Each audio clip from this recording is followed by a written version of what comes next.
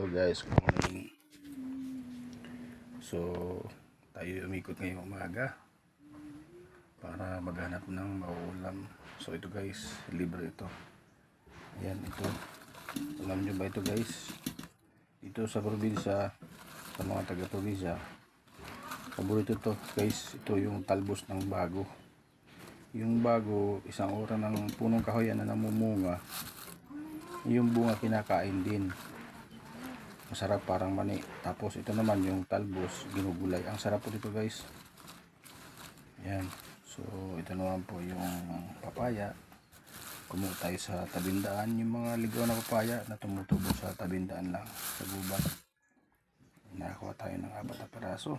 At the same time of course, yung ating malunggay na napakasarap. Yan. Wala tayong budget mga guys, kaya dumiskarte tayo na mauulam. Yan, no? So pwede na yan. Ano sa palagay nyo mga guys? Kaya imay na natin. Ito guys, napakasariwang malunggay. Bagong pitas. Nasa tabindaan lang ito guys, yung tumutubo na napatas na. Kaya pinutol natin na sanga.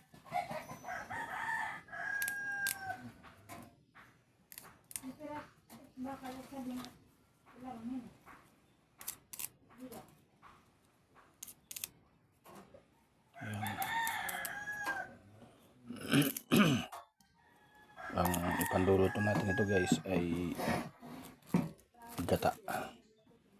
Ayan, dito naman sa gata, libre lang dito, walang bayad, di kagaya sa probinsya, sa syudad na puro binibili. Dito guys libre. Meron kang nyugan, kahit wala kang nyugan guys, humingi ka lang sa kapitbahay, bibigyan ka naman. Di kaga sa syudad na mga mukhang pera mga tao doon, hindi ka makahingi kasi lahat din binabayaran, kaya ayaw nila magbigay. Pero dito mababayad ang tao dito sa probinsya, kaya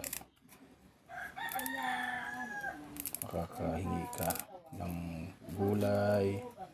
Yan, malunggay, hiningi lang yan.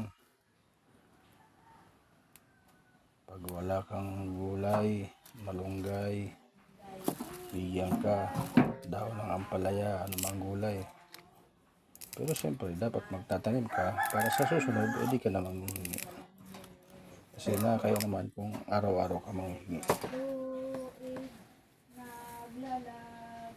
Ayan guys, so alam niyo ba ang malunggay ay nagtataglay po ng may pinakamataas na sustansya na kinakailangan sa ating katawan.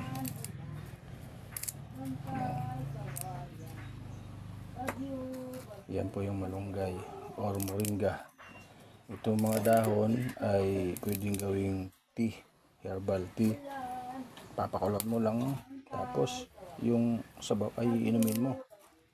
Kaya naman yung mura ng mga sanga, yung mumura pa, ay pwede mo rin pakuluan guys na gawing herbal tea.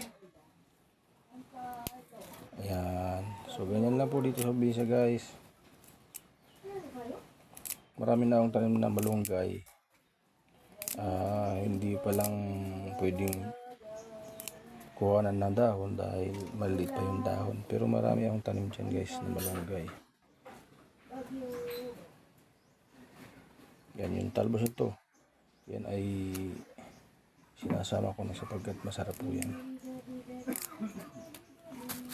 Sa panahon ngayon, kailangan na nating dumiskarte dahil sa mahal na ang mga bilihin, halos lahat wala nang mura ngayon. Dito lang sa probinsya makakakuha ka ng mura, libre. Yung mga isda dito ay mura pa isda dito. Yan guys, ang tataba ng malunggay. Halagang 50 pesos makakabili ka pa ng isda.